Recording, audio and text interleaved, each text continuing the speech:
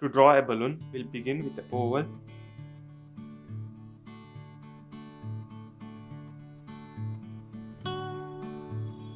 and we'll add a triangle,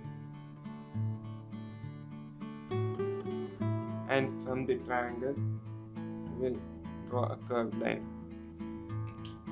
So after doing this, we'll start coloring. To color, we'll first have to draw a small circle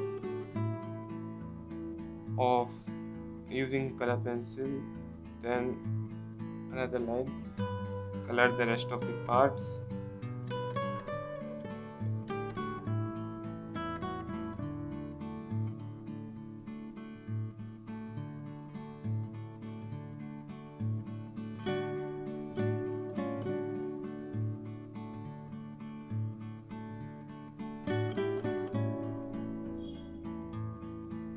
And that's how you draw a balloon.